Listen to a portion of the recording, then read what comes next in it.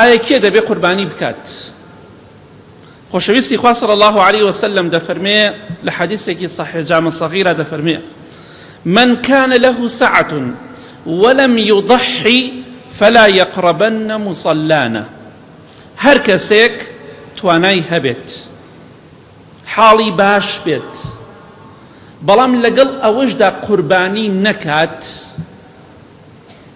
با نزیکی نوێژی جەژنی ئێمە نەکەوێت. ئێمە کە قوربانی دەکەین با ئەوانەی کە توانایان هەیە و نایکەن لەگەڵ ئێمەدا نوێژ نەکەن، چونکە شایانی ئەوە نین.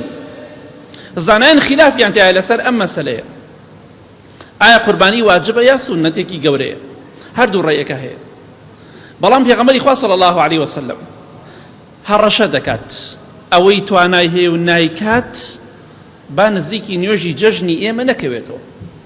لە کاتێکە پێغەمبەری خوا صلی الله عليه وسلم فەرمانی دەکرد ئەو ئافرەتانی کە لە سوڕی مانگانیشان نوێژیش ناکەن با بێن ئامادەی نوێژی جەژن بن، با نوێژیش نەکەن، ئەوەندە گرنگە بەلایەوە. بەڵام لەگەڵەوەش کەسانێک کە نایەن ئەوانن کە دەڵێ توانای هەیە و قوربانی ناکەن.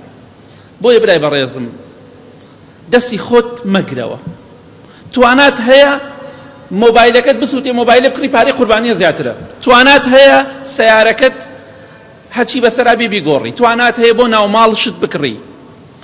ئەی باشە بۆچی بۆ قوربانیەکە ئەو غیرەتت نییە؟ بۆچی بۆ قوربانیەکە نیتە؟ بۆ ئەو کەسانی کە ئاوە دەستیان نوقاوە وا تێگەشتونە قوربانی وەکو حەج وایە یەک جار بیکە لە تەمەن تاو تاو، نەخێرەوە غەڵەتە. قوربانی هاوشێوەی زەکاتە، زەکات هەموو ساڵێ هەت بێ بێ دەریکەی، قوربانیش ئەگەر هەت بێ ئەبێ هەموو ساڵێ بیکەی.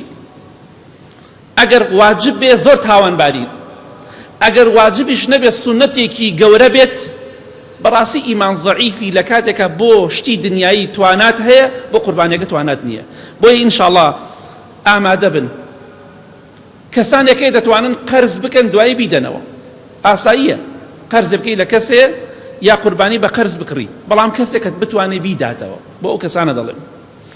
ئیبراهیم پێغەمبەر صلی الله عليه وسلم ئامادە بوو بە یەک خەوێک فەرمانی پێکرا یەک کوڕت هەیە لەسەر زەویە، نە کچی تری هەبوو نە کوڕی تری هەبوو، یەک کوڕی هەیە فەرمانی پێکرێ سەری بڕە، ئامادەیە سەری بڕێ و چەقۆ لە ملیشی دەنێت. بەڵام تۆی ئیمان زەعیف ئامادەنی دە پێناو خوادا حەیوانێ سەر بڕی لە کاتێکە توانات هەیە بۆ شتەکانی تر، خوا فێڵی لێ ناکرێ. خوا ئاگاداری من و تۆیە کێ توانای هەیە کێ توانای نییە. هەر چەندێ تۆ عوزر بێنەوە خوا ئاگادارە عوزرەکەت قبوڵە یا قبوڵ نییە. ساڵی جارێکە وەڵڵی خەڵکە بوو پارێکە نەیکرد و کردی ئێستا لەژێر خۆڵان، لەوانەیە ئاخر قوربانی ئێمەش بێ. بۆ هەندێک کەسمان کۆتاییە. بۆیە ئەو کەسەی توانای هەیە و لە توانایدایە با قوربانی بکات.